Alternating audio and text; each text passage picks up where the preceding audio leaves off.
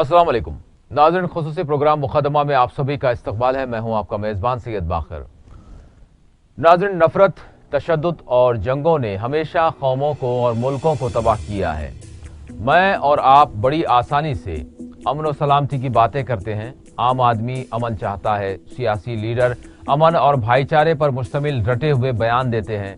जमहूरियत, इंसानियत, मसावात, इंसाफ, सेक्युलरिज्म, ये वो अल्फाज हैं जो किसी भी जमहूरी मुल्क के सरबराह से लेकर एक एमएलए को तक सुबह शाम अदा करने पड़ते हैं, इसलिए कि इन्हीं अल्फाज की बुनियादों पर इंतखाबात होते हैं और हुकूमतें बनती भी हैं और गिरती भी हैं। सवाल यहाँ इन रिवायती सियासी अल्फाज से नहीं है, बल्कि सवाल ये है कि कब तक कोई सच पर पर्दा डाले रखा जा सकता है, वो भी ऐसा सच जो जाहिर है। वो सच ये है कि कोई कहता है कि ये हुकूमत आपकी है, लेकिन जिसकी हुकूमत है वो सड़कों पर सोते हुए नजर आते हैं। कोई कहता है इस जमीन से निकलने वाली पैदावार और इस सरजमीन के मालिक आप हैं, लेकिन इस सरजमीन के मालिकीन की बड़ी तादाद भूखी सो जाती है। कोई कहता है इम्तियाज और शहरियों के दरमियान हुकूक में कोई फर्क नहीं, सबको मसावात हासिल हैं, लेकिन जनाब कहने वाले कई बंगलों, मोटर गाड़ियों, सैकड़ों, हजारों करोड़ की जायदादों के मालिक हैं। वो खुद को जनता का, अवाम का नौकर कहते हैं और जनता जिसको ये मुल्क का मालिक करार देते हैं, अपने बयानात में इनकी बड़ी आबादी को सर छुपाने के लिए अपना एक छोटा सा घर भी नसीब नहीं है। इंसानियत की बात तो यकीनन छोड़ दी जाए तो मुनासिब है, लेकिन कम अज कम इंसाफ जरूर होना चाहिए, क्योंकि जब इंसाफ नहीं होता तो फिर यहीं से बगावतें शुरू होती हैं और यही बगावतें फिर किसी भी कौम, समाज और माशरे को तबाह व ताराश करके रख देती हैं। हम जिस मुल्क में रहते हैं, हमने इसकी आज़ादी अमन के रास्ते को चुनकर हासिल की है। हमने बंदूकों के आगे यकीनन अपने सीने खोल दिए थे। हजारों मुजाहिदीन आज़ादी के सरों और इनके लहू की कीमत अदा करके हमने आज़ादी हासिल की उस जुल्म से जिसने हिंदुस्तानियों को खुद इनके मुल्क में गुलाम बना दिया था। वो अंग्रेज थे और हम हिंदुस्तानी, और आज़ादी की उस लड़ाई को सभी अच्छी तरह समझते हैं। लेकिन उस आज़ादी के 70 बरस गुजर जाने के बाद अब भी आज़ादी के नारे मुल्क में लग रहे हैं। ये कौन लोग हैं? यकीनन यहाँ सवाल है, ये कौन लोग हैं जो आज़ादी के नारे अब भी लगा रहे हैं? आइए, आखिर किस से आज़ादी चाहते हैं? इनमें कोई सिर्फ आज़ादी के नारे लगा रहे हैं तो कोई ऐसे भी हैं जिन्होंने अमन के रास्ते को छोड़ दिया है। वो एक ऐसे रास्ते पर चल पड़े हैं जिसके नतीजे में कई जानें अब तक जा चुकी हैं। वो आज़ाद हिंद के आज़ाद सिपाहियों को चुन चुन कर मारते हैं। वो आज़ाद हिंद के आइन के रखवालों को तक नहीं बख्शते। वो जंगलों में छुपे रहते हैं। इन्हें देहाती भी कहा जाता है कि मदद फराहम करते हैं। अगरचे मुल्क की चंद एक रियासतों में इनका दबदबा और असर है, लेकिन इनकी मुसल्ला सरगर्मियां सिर्फ मुसल्ला हमलों तक महदूद नहीं, बल्कि इनकी नजरियाती तहरीक भी है जो दिल्ली से लेकर मुल्क के हर खित्ते में अपने ख्यालात और निज़ाम हुकूमत की ऐसी सुर्ख लकीर खींचती है जो हुकूमत से लेकर मुल्क के दौलतमंद तबके को किसी सूरत नहीं भाती। आखिर ये कौन है? क्या चाहते हैं? आज़ाद हिंदुस्तान में ये कौन सी आज़ादी की मांग कर रहे हैं? आज के मुकदमे का हमने उन्वान दिया है हिंदुस्तान को लाल सलाम। आगाज करते हैं लाल सलाम की इब्तिदा से।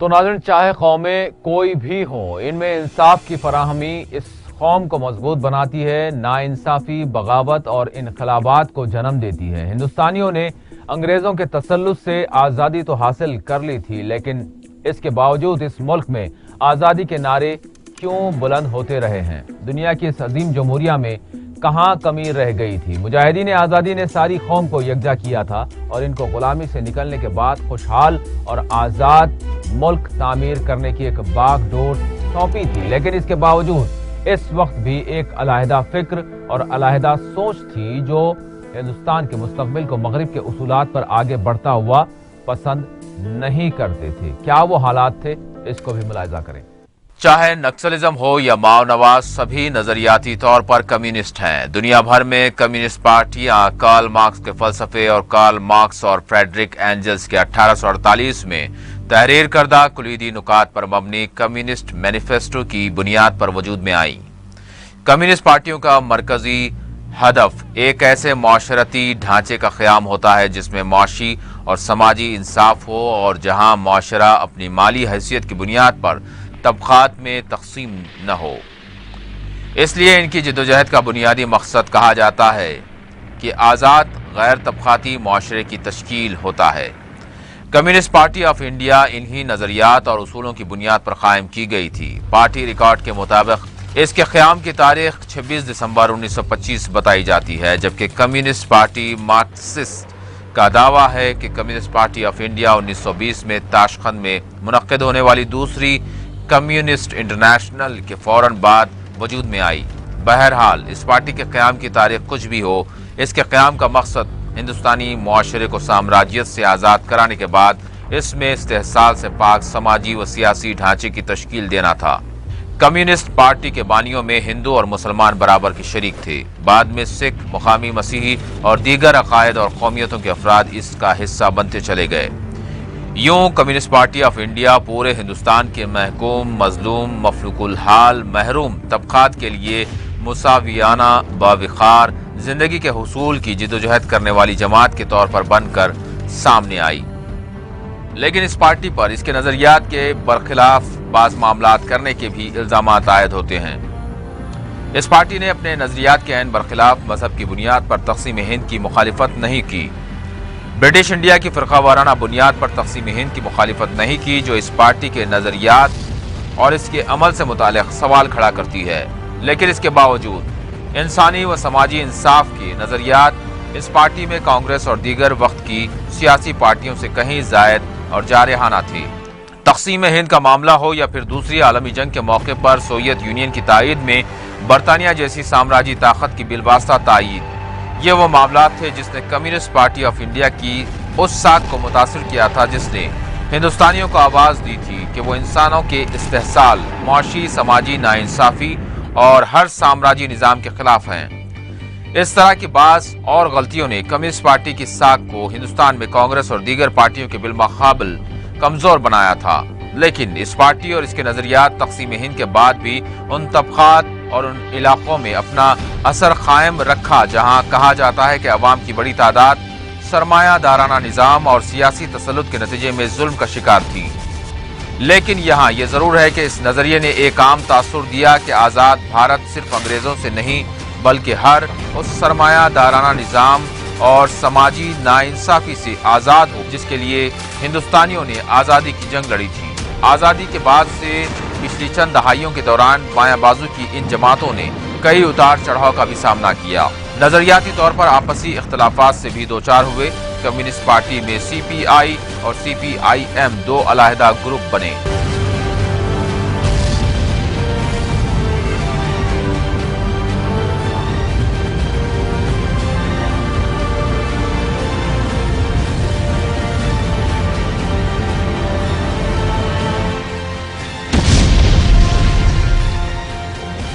वक्त गुजरता गया, आज़ाद हिंदुस्तान ने अपनी आज़ादी के साथ दहाइयों में कई नशे व फराज देखे। इस जमहूरी मुल्क की बुनियादें अवाम के मंशा पर रखी गई थी। हर 5 बरस में होने वाले पार्लिमानी और असम्बली इंतखाबात होते रहे।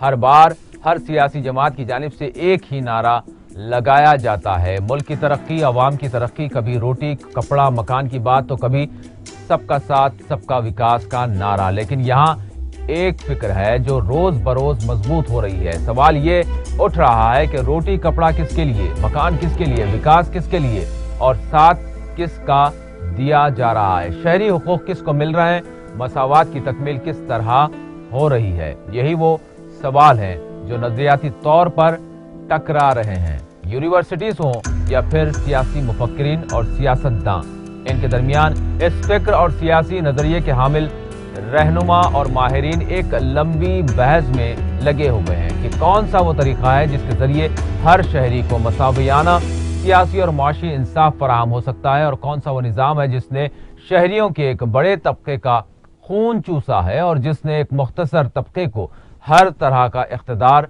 सौंप दिया है। ये बहस जारी है। मजदूरों के हुकूक, गरीबों की पसमानदगी, पिछड़ों से इंसाफ और तमाम कुदरती वसाइल में इंसानों के बराबर के हुकूक की बात करने वाले लाल लश्कर से ताल्लुक रखने वाले कायदीन हों या फिर इस नजरिए की हिमायत करने वाले दानिश्वर, ये अब भी सरमायादाराना निज़ाम को किसी भी मुल्क और समाज के लिए ऐसा ही तसल्लुत, जुल्म और कमजोरों पर जबर करार देते हैं जो इनको गुलामी की जिंदगी गुजारने पर मजबूर करता है।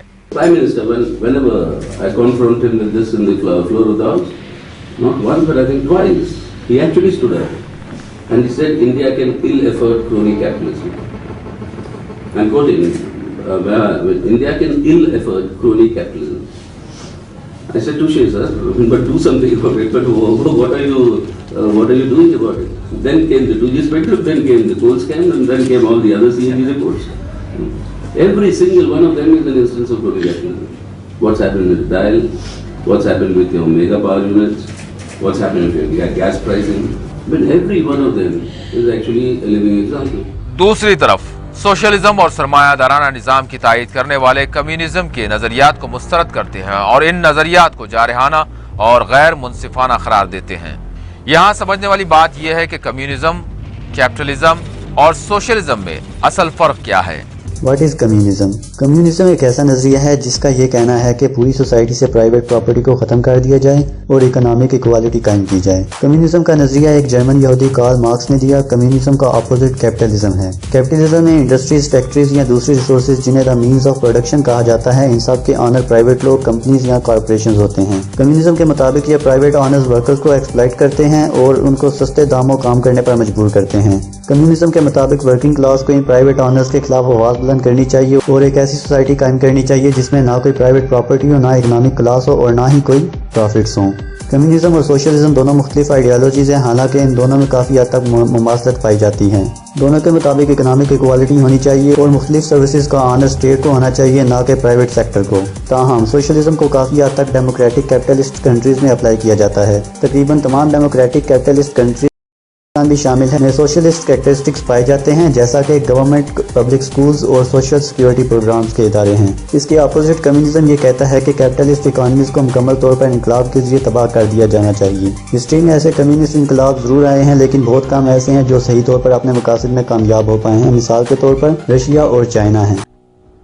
किसी भी जमहूरी मुल्क में हर शहरी को इसके ख्यालात के इजहार की मुकम्मल आज़ादी होती है, लेकिन अक्सर आज़ादी का नारा किसी भी हुकूमत को किसी सूरत नहीं भाता। लेकिन 2014 के बाद इस नारे ने जहां हुकूमत को झुंझला दिया, वहीं दिल्ली से लेकर हैदराबाद तक एक बहस छिड़ गई कि ये नौजवान कौन हैं जो यूनिवर्सिटीज से लेकर सड़कों पर तक उतर आए हैं और नारा लगा रहे हैं आज़ादी का। इस आज़ादी के नारे ने बाज को सलाखों के पीछे कर दिया और इन पर मुकदमात तक आयद कर दिए गए। भगवा रंग के नमस्कार और लाल रंग के सलाम ने मुल्क में एक सियासी और फिक्री टकराव भी पिछले चंद दिनों में पैदा कर दिया है। पिछले कुछ अरसे से मुल्क में लाल सलाम की जोरदार गूंज सुनाई दे रही है। अब सवाल ये उठ रहे हैं कि एक ऐसे मौके पर जबकि हिंदुस्तान को भगवा रंग में रंगने की कोशिश की जा रही है, क्या लाल रंग इसका जवाब दे सकता है? वज़ीर जब हैदराबाद सेंट्रल यूनिवर्सिटी में एक दलित पीएचडी स्कॉलर ने बीजेपी से वाबस्ता एबीवीपी तुलबा तंजीम की मुबैना हिरासानियों से तंग आकर खुदकुशी कर ली थी, तो रोहित विमला और इनके घर वालों के हक में जेएनयू की बाएं बाजू जमात के नजरियात की हामिल तुलबा तंजीम all India students federation AISF ने आवाज बुलंद की और बीजेपी हुकूमत के खिलाफ डट गए थे। AISF और इसके अराकीन पर सख्त इल्जामात आयद किए गए, लेकिन दूसरी जानिब AISF तलबा ने तमाम इल्जामात को मुस्तरद किया और कहा कि बीजेपी सारे मुल्क की तस्वीर को बदलना चाहती है और मजहबी नफरत को बढ़ाने के लिए एक सेक्युलर मुल्क पर भगवा रंग को चढ़ाया जा रहा है, जिसका जवाब लाल सलाम देगा। यहाँ सवाल यही होता है कि क्या वाकई लाल सलाम जवाब दे रहा है?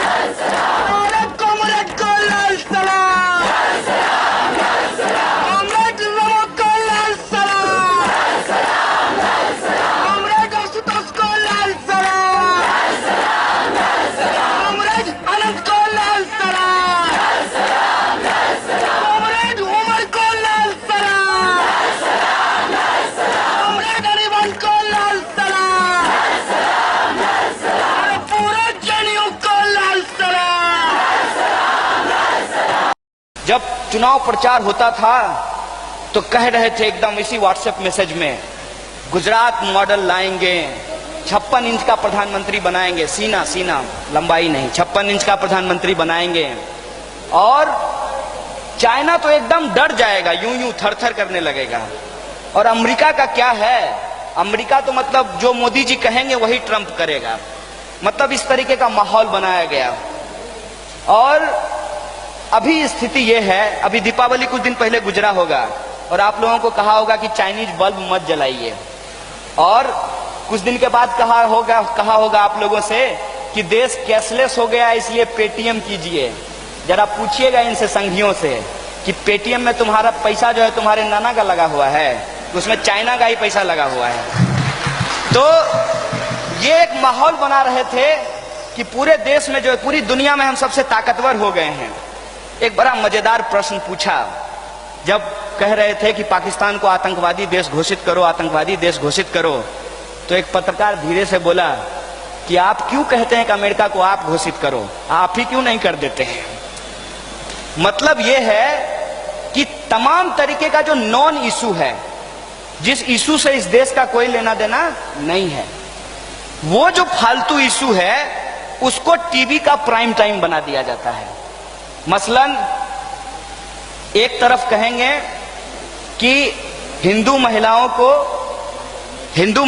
को 10 बच्चा पैदा करना चाहिए, दूसरी तरफ कहेंगे कि मुस्लिम महिलाओं के ऊपर बहुत अत्याचार हो रहा है और यह जो 3 तलाक उनके साथ होता है वो उनके अधिकारों का हनन है।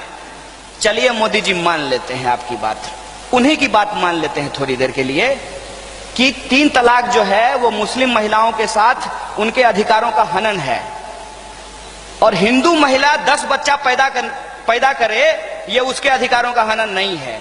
मतलब वो औरत नहीं है, बच्चा पैदा करने की मशीन है।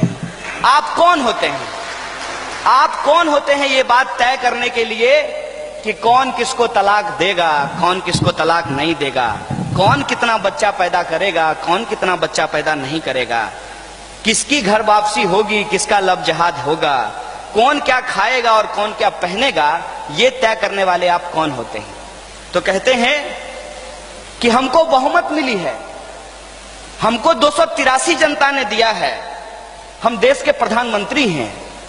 अरे तो आप देश के प्रधानमंत्री हैं, देश के अंदर जो नैतिकता के नाम पे आप रियल इश्यूज को भटकाने की साजिश कर रहे हैं, इस पर कोई सवाल खड़ा करेगा कि नहीं खड़ा करेगा। और सवाल जब हम खड़ा करते हैं तो क्या पूछते हैं, हम कहते हैं कि 3 तलाक के ऊपर आप अगर विमर्श करना चाहते हैं, यूनिफॉर्म सिविल कोड के ऊपर विमर्श करना चाहते हैं, इस देश के अंदर राम मंदिर होना चाहिए कि नहीं होना चाहिए, इस पे विमर्श करना चाहते हैं, वो एक मसला हो सकता है। लेकिन आपको मैंडेट किस लिए दिया गया था? आपको मैंडेट दिया गया विकास के नाम पे, आपको मैंडेट दिया गया कि हम सबका साथ करेंगे, सबका साथ सबका विकास करेंगे, आपको मैंडेट दिया गया कि आप महंगाई को कम करेंगे, आपको मैंडेट दिया गया कि महिलाओं के ऊपर होने वाले अत्याचार को हम कम करेंगे, आपको मैंडेट दिया गया कि इस देश के अंदर भ्रष्टाचार बहुत है, भ्रष्टाचार को खत्म करके हर एक इंसान के खाते में 15 लाख रुपया पहुंचाएंगे और देश के अंदर प्रॉस्पेरिटी को लाएंगे। यही मुद्दे थे। मेरे ख्याल से आप लोगों को भी याद होगा, याद नहीं होगा तो जाकर के एक बार फिर से मोदी जी का 2014 वाला भाषण सुन लीजिएगा, जिसमें हर जगह जाकर के वो यही बोलते थे। और जब चुनाव जीत करके आए हैं, एक एक सवाल पे बात कर लेते हैं। सबसे बड़ा सवाल क्या है? सबसे बड़ा सवाल है इस देश के अंदर बेरोजगारी। बेरोजगारी की स्थिति क्या है? बेरोजगारी की स्थिति इस बार का सरकार का डेटा है भाई साहब, मैं डेटा दे रहा हूं और इनकी तरफ फर्जी डाटा नहीं दे रहा हूं कि 3500 गांव में एलईडी बल्ब लगाते हैं और डेटा में बता देते हैं कि 35,000 गांव में लगाया गया है। तो मैं एकदम असली डेटा आपको दे रहा हूं कि प्राइवेट सेक्टर में पहली बार इस साल, इस फिजिकल ईयर में कोई रोजगार पैदा नहीं हुआ है। और अजीम प्रेमजी का जो संस्थान है इन्फोसिस, जो अपने एम्प्लॉय को सबसे ज्यादा वेज देता था, सबसे ज्यादा फैसिलिटी देती थी और कभी भी उनको हायर एंड फायर नहीं करता था, उस कंपनी ने 9,000 एम्प्लॉय को बाहर किया है। और तमाम जो मीडिया हाउसेज हैं वहां पे डीमोनेटाइजेशन के बाद लगभग 50% जो नौकरी करने वाले थे उनके रोजगार में कटौती की गई है। सरकार का आंकड़ा है कि इस देश में लगभग 6 से 7 लाख इंजीनियर हर साल बनते हैं और पिछले साल 1,35,000 रोजगार पैदा किया गया। मतलब हर साल 2 करोड़ का रोजगार पैदा करने का इनका वादा इनकी तरह ही झूठ है। दूसरा सवाल है महंगाई का। इस पे तो हमको ज्यादा कुछ बोलने की जरूरत नहीं है। आप सब लोग रोज बाजार जाते हैं, रोज सब्जी, दाल, नून, तेल खरीदते हैं, आपको बढ़िया से पता चल रहा होगा कि महंगाई घटी है कि महंगाई बढ़ी है। मेरी जानकारी के हिसाब से महंगाई बढ़ी है। हो सकता है कि संघियों के लिए घट गई हो, लेकिन देश की जनता के लिए तो महंगाई बढ़ गई है। मतलब महंगाई कम नहीं हुआ। तीसरा सवाल है भ्रष्टाचार का। भ्रष्टाचार पे इन्होंने बहुत लंबी लंबी बात की और इनके ही राज में मैं 3 बड़े घोटाले की बात करता हूं। पहला, मध्य प्रदेश के अंदर जो व्यापम घोटाला हुआ, उस व्यापम घोटाले में न सिर्फ घोटाला हुआ बल्कि उस घोटाला को उजागर करने वाले 50 से ज्यादा लोगों की कोल्ड ब्लडेड मर्डर करवाई गई, उनका हत्या करवाया गया। आप गुजरात के अंदर मुख्यमंत्री जी बदल दिए गए हैं। घोटाला क्या है? सरकारी जमीन को निजी हाथों में कमीशन लेकर के बेचने का मामला आया। तीसरा घोटाला जो मैं बोल रहा हूं वो है दाल का घोटाला। 2G घोटाला आप लोगों को याद होगा। 1,70,000 करोड़, पता नहीं 1 और 7 के बाद कितना कितना कितना कितना सुन्ना उस पर लिखा गया था। 1,70,000 का घोटाला था। दाल घोटाला जो अभी हिंदुस्तान में हुआ है पिछले साल, उसका जो मूल्य है, उसका जो आंकड़ा निकाला गया है, 1,76,000 करोड़ का घोटाला हुआ है दाल घोटाले में। दाल घोटाले में इन्होंने क्या किया? इनका तो जानते होंगे कि दायां और बायां, राइट एंड लेफ्ट, इनकी पीठ पे 2 लोग हाथ रखे हुए हैं। एक तरफ अंबानी है, दूसरी तरफ अडानी है। इस देश में पता नहीं चलता है कि आडवाणी बीजेपी के बड़े नेता हैं कि अंबानी बीजेपी के बड़े नेता हैं, क्योंकि प्रधानमंत्री जी के पीठ पे अब आडवाणी जी का हाथ नहीं होता है, अंबानी जी का हाथ होता है। तो ये अंबानी और अडानी जो है उस देश के अंदर कॉरपोरेट लूट मचाए हुए हैं। आजकल आप लोग भी इंडिया जी रहे होंगे, जियो इंडिया पे, बढ़िया है, जी लीजिए, जी। जैन धर्म का सबसे बड़ा सिद्धांत है अहिंसा, और एक जैनी को पकड़ करके लाया गया है हिंदू धर्म, हिंदू राष्ट्र बनाने के लिए। खैर, तो अंबानी और अडानी साहब को कैसे फायदा पहुंचाया जाता है कि यहां की दाल खरीद लीजिए, 50 रुपए किलो उसको अफ्रीका भेज दीजिए और वापस वहां से उस दाल को हिंदुस्तान में 150 रुपए किलो बेच दीजिए। मतलब चित भी मेरी पट भी मेरा। यहां जो कंपनी खरीदा वो भी फर्जी, मतलब इन्हीं का कंपनी। अफ्रीका में जिस कंपनी को बेचा वो भी फर्जी, मतलब इन्हीं कंपनी। मतलब खुद ही सामान खरीदते हैं और खुद को ही बेच देते हैं और बाद में वही सामान सरकार के हाथों बेच देते हैं और हमारे आपके टैक्स का जो पैसा है वो इनको कमीशन के रूप में चला जाता है। और तब जब विद्यार्थी इस पे सवाल खड़ा करते हैं तो कहते हैं कि विद्यार्थी देशद्रोही हैं। जब विद्यार्थी इनसे पूछते हैं कि भाई आपने कहा था कि हम भ्रष्टाचार कम करेंगे, आपको जीत के आए हुए 3 साल हो गए हैं, एक भी भ्रष्टाचारी, चाहे वो 2G, 3G, जीजा जी, मौसा जी, फूफा जी, कोई भी हो, वो जेल में क्यों नहीं बंद है? ये सवाल मैं आपसे पूछना चाहता हूं। इन्होंने उस पर एक भी काम नहीं किया है। मतलब जितने वादे किए गए सब वादों की सच्चाई हमने आपको बता दी।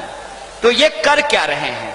ऐसा तो नहीं है कि कुछ नहीं कर रहे हैं, ये ट्वीट कर रहे हैं, ये व्हाट्सएप पे मैसेज भेज रहे हैं, ये आजकल राम मंदिर बनाने का टेंडर ले लिए हैं, लोगों का घर वापसी करा रहे हैं, मुसलमान को जाकर के पूछ रहे हैं कि आज तुम क्या खाए हो, एक्सरे मशीन में टेस्ट करेंगे। ये कह रहे हैं कि प्रेम मत करो, जो हम करेंगे वो करो। तो ये जितने नॉन इश्यूज थे आजकल उसमें अपना वो जो है ज्ञान बुद्धि लगा दिए हैं। ये जो नॉन इशू है अब जरा इस पे चर्चा कर लिया जाए। पहला क्या है, आजकल सबसे ज्यादा उसी की ब्रांडिंग हो रही है। राम जी भी सोच रहे होंगे कि मतलब हम भगवान हैं, हम इन लोगों को बनाए हैं, ऐसा समय आ गया है कि अब यही हम लोगों का वीडियो बना रहा है, वीडियो बना रहा है, मैसेज बना रहा है, पता नहीं क्या क्या हो रहा है। तो जब राम मंदिर की बात होती है तो सहज मन में कुछ ख्याल आ जाता है कि राम जो हैं वो विष्णु के अवतार हैं। आप सब लोग जानते हैं बिहार के लोग बहुत धार्मिक होते हैं, तो विष्णु के अवतार हैं। विष्णु जी को जो मानने वाले लोग होते हैं उनको वैष्णव कहा जाता है, और जो वैष्णव होते हैं वो मांस मछली नहीं खाते हैं और हिंसा नहीं करते हैं, हिंसा उनको पसंद नहीं होता है। इसीलिए एक भजन आप लोग सुनते होंगे कि वैष्णव जनते तेने कहिए पीड़ पड़ाई जाने रे। मतलब वो लोग वैष्णव हैं जो दूसरे के दुख से दुखी होते हैं। तो आजकल दूसरे के दुख से दुखी होने वाले योगी नहीं हैं, आजकल ऐसे योगी हैं जो कहते हैं कि कब्रिस्तान से मुस्लिम महिलाओं को निकाल करके उसका बलात्कार करेंगे, ऐसे लोग योगी बने हुए हैं। तो अब आप बताइए कि क्या इनके जो राम हैं, आरएसएस के राम, वो आध्यात्म मुक्ति और लोगों की भलाई के लिए है, वो मानवता एकता और लोगों के बीच में प्रेम को बढ़ाने के लिए है? मैं समझता हूं कि नहीं। आरएसएस के राम राजनीति हैं, हिंदुस्तान के आम आवाम के राम मुक्ति हैं। इस फर्क को हमको समझना पड़ेगा। एक राम जो एक आम इंसान के लिए मुक्ति के मार्ग हैं, उस राम को उनके हाथ में एक धनुष दे करके राजनीति का माध्यम बनाने का कोशिश किया जा रहा है।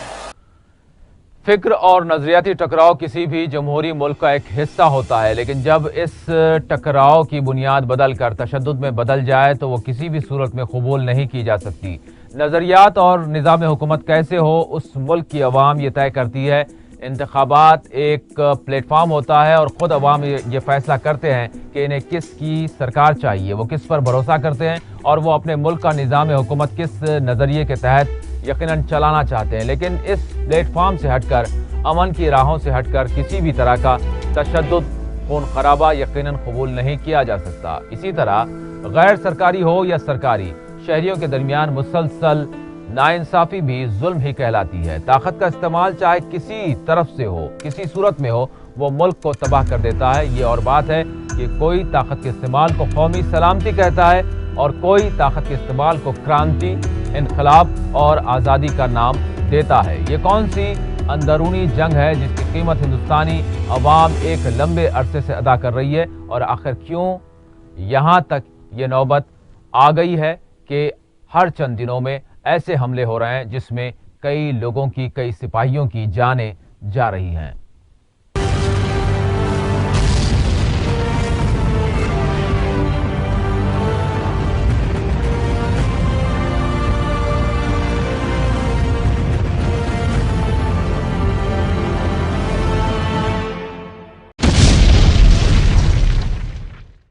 नक्सलिज्म हो या माओवादियों की मुसल्लह कार्रवाइयां, इन मुसल्लह तहरीकों से वाबस्ता मुल्क के किसी भी हिस्से में जब भी कोई हमला होता है और इसमें पुलिस और सिक्योरिटी एहलकारों की जानें जाती हैं, तो फिर कुछ वक्त के लिए मुल्क में इनसे मुताल्लिक़ हुकूमती बयानात सामने आते हैं।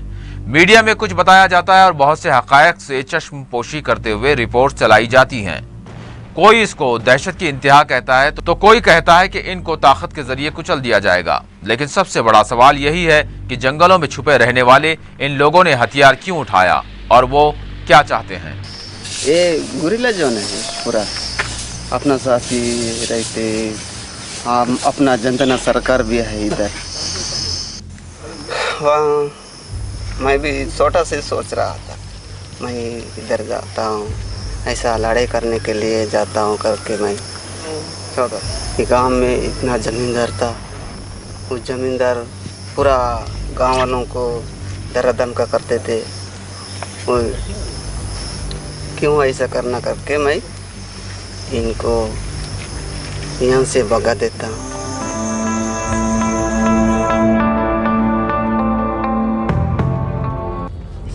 ये काम मतलब यहाँ अपना जनता का कामकाज में शामिल होना, कृषि में वो काम भी शामिल होता है प्लाटून। नहीं तो दुश्मन आ रहा करके खबर सुन के दुश्मन के साथ लड़ने के लिए उधर भी जाना पड़ता।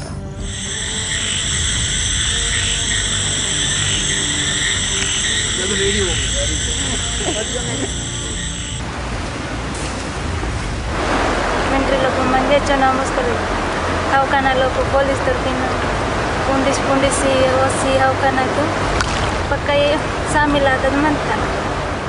हाँ, अब हम बीमारी वालों को छोड़ते हैं और बीमारी को छोड़कर सब जन करते हैं। और कौन कौन गांव में जाते हैं काम तरफ उनको भी छोड़ते हैं। अगर यहाँ रहने वाले अच्छा रहने वाले सब जन करते हैं। उसको अपन का शरीर को अच्छा करना है।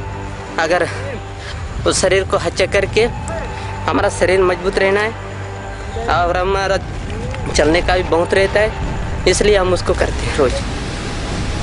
लेनिन, एंगल्स, माओ, स्टालिन, इन चारों पांचों हमारा जनता का नेता है।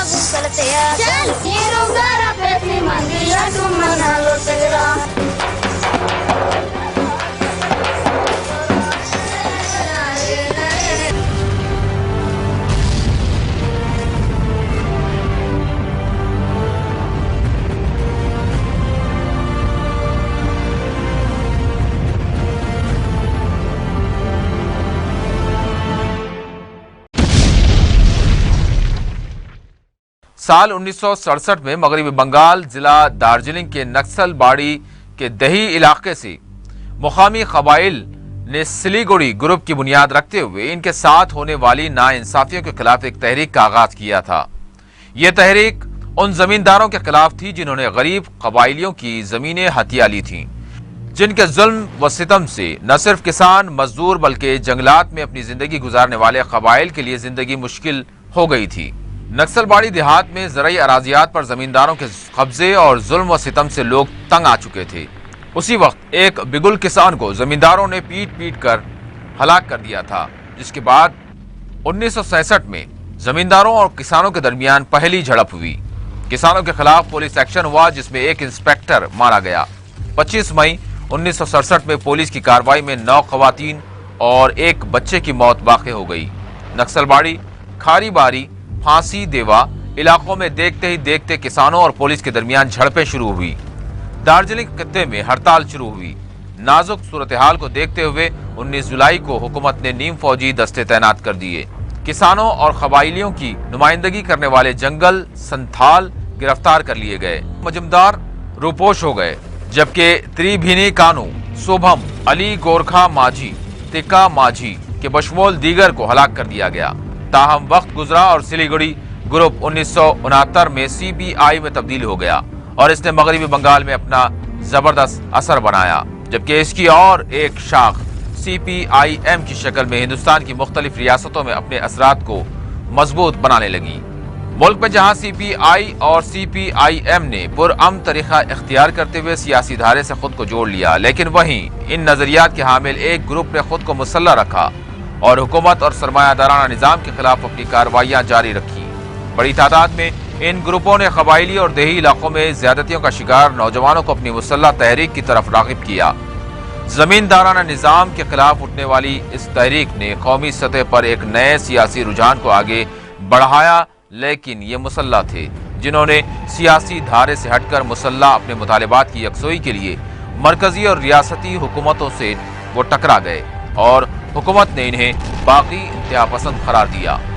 मुख्तलिफ रिपोर्ट्स के मुताबिक सिर्फ आसाम में 34 बागी तंजीमें काम कर रही हैं। शुमाली मशरकी हिंदुस्तान की 7 सिस्टर्स, 7 बहनें कहलाने वाली 7 रियासतें, जिनमें आसाम, त्रिपुरा, हिमाचल प्रदेश, मिजोरम, मणिपुर, मेघालय और नागालैंड बागी तहरीकों का मरकज समझे जाते हैं। इसके अलावा बिहार, झारखंड, छत्तीसगढ़, मगरबी बंगाल, उड़ीसा, मध्य प्रदेश, महाराष्ट्र और आंध्र प्रदेश में नक्सली और माओनवाज सरगर्म हैं, लेकिन नागालैंड के नागा बागी और नक्सल बाड़ियों की तहरीक हिंदुस्तान के लिए एक चैलेंज बन गई है।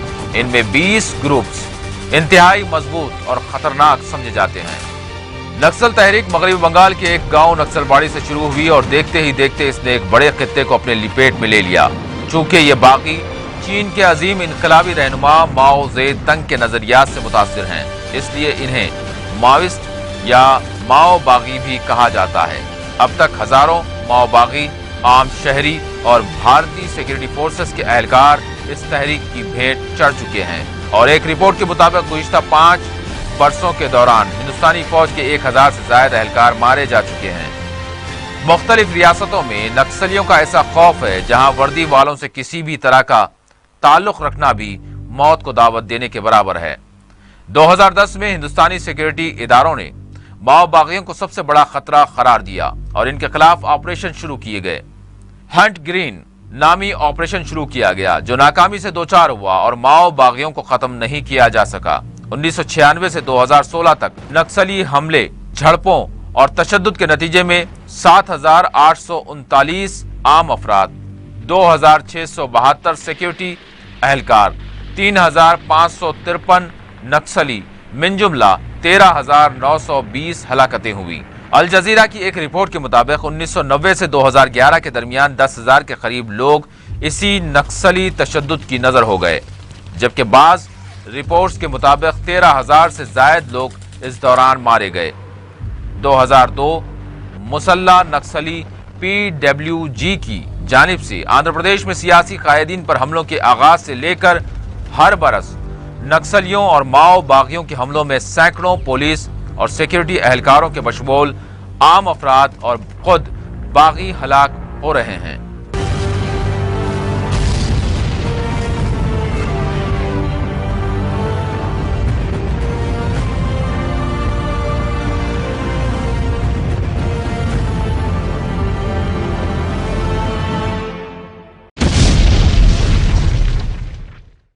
इसी तरह साल 2017 24 अप्रैल को छत्तीसगढ़ के सुकमा में माओ नवाजों के CRPF पर हमले ने सभी को हैरत में डाल दिया।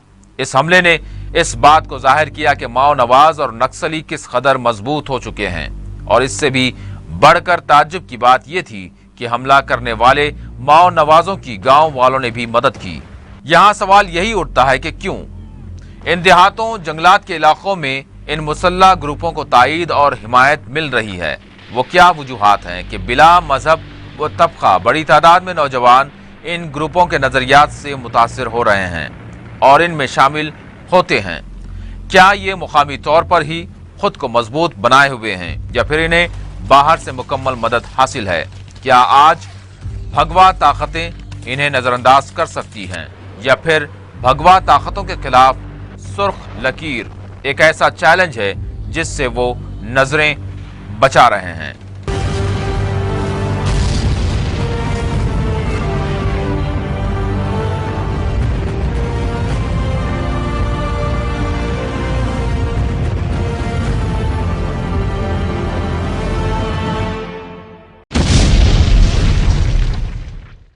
इस तमाम सूरत हाल का कौन जिम्मेदार है? इस खून की होली का कैसे खात्मा होगा? छत्तीसगढ़ का सुकमा में हुआ हमला मुल्क के लिए एक चैलेंज है या फिर मुल्क में छा जाने वाले भगवा रंग को ये एक लाल सलाम है?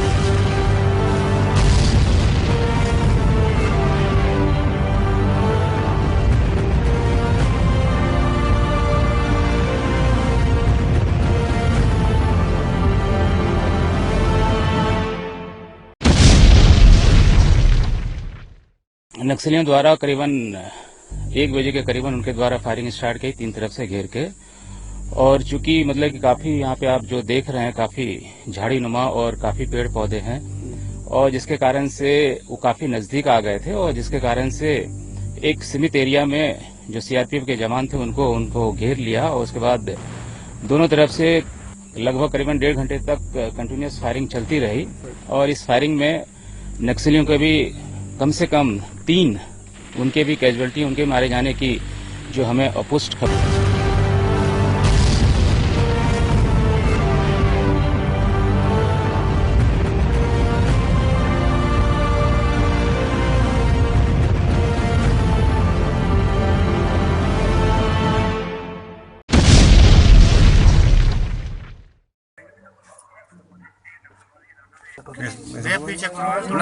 इधर बैच भी आ रहे हैं, रो भी आ रहा है, भी आ रही है। आज फोन आया मेरा बेटा लड़ाई नक्सलियों से लड़ाई लड़ रहा, और उसने 5 मारे हैं मेरे बेटे में नक्सली, और मेरा बेटा घायल हुआ, अस्पताल में पड़ा। मैं घर तड़प रही हूँ। मैंने विधवा ने पाले, जरा जरा से छोड़े, मैं एक दिन रह रही हूँ। मुझे अपने बेटे में बहुत नाज है। मेरे बेटे ने बहादुरी का काम करा है। अल्लाह ताला से दुआ कर रही हूँ, अल्लाह मेरे बेटे को मुझसे मिलाए। पूरा गांव दुआ कर रहा है, इतना अच्छा है मेरा बेटा।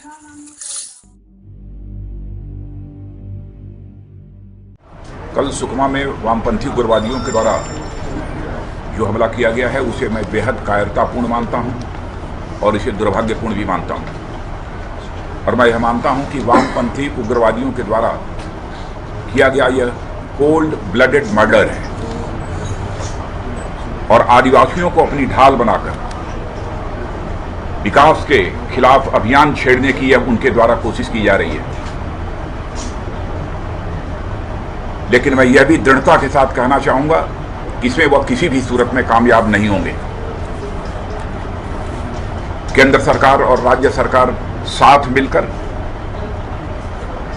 हम कार्रवाई करेंगे और अब तक जो कार्रवाई की जा रही है उसके कारण जो बौखलाहट है उनके अंदर, उसी का यह परिणाम है। और उनके द्वारा डेस्परेशन में की गई यह कार्रवाई है। इतना ही मैं कहना चाहूंगा कि हमारे सीआरपीएफ के बहादुर जवानों का यह बलिदान किसी भी सूरत में हम लोग व्यर्थ नहीं जाने देंगे। हमने इसे चुनौती के रूप में स्वीकार किया है। इसीलिए यह भी फैसला किया है कि हमारी जो LWE की स्ट्रेटजी है उसको हम पुनः रिव्यू करने जा रहे हैं। जरूरत होगी तो हम उसे रिवाइज भी करेंगे। और 8 मई को दिल्ली में वह बैठक मैंने बुलाई है और कई राज्यों के अधिकारी उस बैठक में मौजूद रहेंगे। बराबर वामपंथी उग्रवादियों के द्वारा विकास कार्य को रोके जाने की कोशिश की जा रही है। सच्चाई है कि वो कभी नहीं चाहते कि जो हमारे आदिवासी क्षेत्र हैं अथवा गरीबों के क्षेत्र हैं उनका विकास हो। या आदिवासियों के और गरीबों के सबसे बड़े दुश्मन यदि इस देश में यदि कोई है तो यह हमारे वामपंथी उग्रवादी है।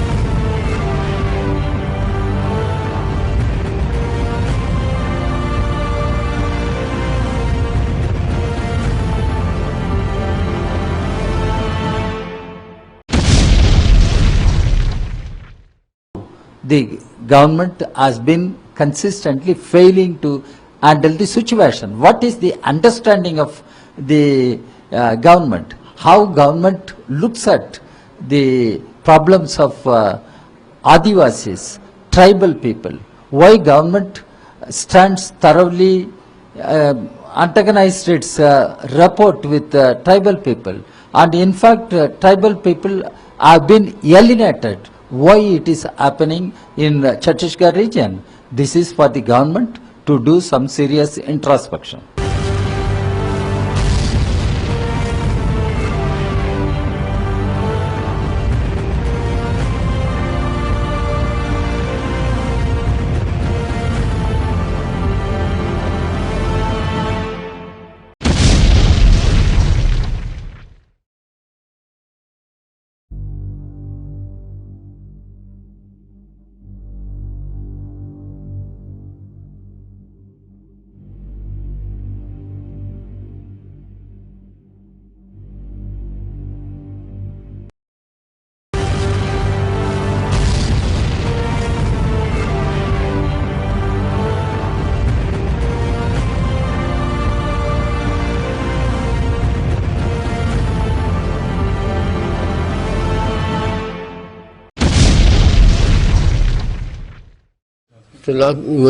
सरकार तो करती नहीं जिससे लोग सरकार जब मदद देने देते हैं एक दिन में खत्म कर दे, मतलब छेड़ दे नहीं ना, नहीं ना करते जवानों ने ऐसे ही तो जा फिर दूसरों ने भेज दे नहीं मरने लगे। राजकुमार, क्या घटना घटी भाई साहब? भाई साहब ओपनिंग पार्टी में गए हुए थे और वहाँ पे ब्लास्ट हुआ, जैसे ही तो आईडी से ब्लास्ट हो गया। तो फायरिंग नहीं हुई वहाँ पे? ब्लास्ट में नहीं, ब्लास्ट में रात को नहीं।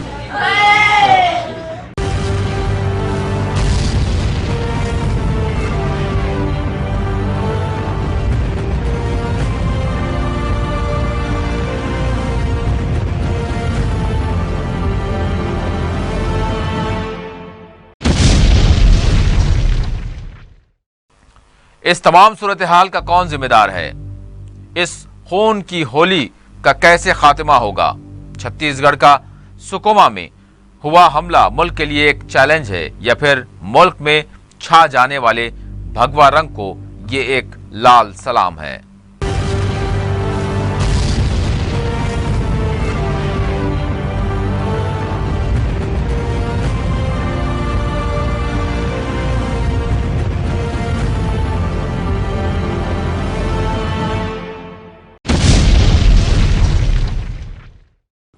नाज़रीन, जब कोई मुल्क या कौम पेचीदा रास्ते से गुजरती है तो फिर इस कौम के सरबराह इस मुल्क के निज़ाम हुकूमत की बागडोर अपने हाथों में रखने वालों की ये जिम्मेदारी होती है कि वो एक एक कदम सोच सोच कर उठाएं। नक्सलिज्म हो या माओविस्ट मुसल्ला तहरीकें या इन जैसी दीगर मुसल्ला तहरीकें, इनसे निपटने के लिए सरकारी तौर पर ऐलानात सामने आते हैं और वो भी एक ऐसे मौके पर जब इन तहरीकों की जानिब से कोई ऐसा हमला होता है जिसमें जवानों की जानें जाती हैं। क्या ये दुरुस्त है? इसलिए कि सिर्फ वक्तिया बयानात और ताकत का जवाब ताकत के जरिए कारगर साबित नहीं हुआ है। इस तरीके ने अब तक कई की जानें ले ली हैं। यहाँ एक ही नतीजा सामने आता है कि आज हर दो फरीक के लिए जरूरी है कि वो अगर वाकई हक, इंसाफ और मसावात की फराहमी की बात करते हैं तो मेज पर आएं, बातचीत का आगाज करें, ताकि आजादी सिर्फ नाम की ना रहे बल्कि हिंदुस्तान को, हिंदुस्तानियों को हर जुल्म से, तासुब से, नाइंसाफी से, तशद्दुद से आजादी मिल सके। इसलिए कि ताकत का टकराव कौमों को नहीं संवारता बल्कि फिक्र और एक दूसरे को समझने की, बातचीत करने की वो राह हमेशा आबाद रहती है जिसके जरिए हम अपने मुल्क को हकीकत में एक तरक्की याफ्ता, पुरअमन और आजाद मुल्क यकीनन बना सकते हैं। इसी के साथ खुसूसी प्रोग्राम मुकदमा अपने अख्तिताम को पहुंचता है। सैयद बाखर को पूरी 4TV न्यूज़ की टीम के साथ दें इजाजत। अल्लाह हाफिज।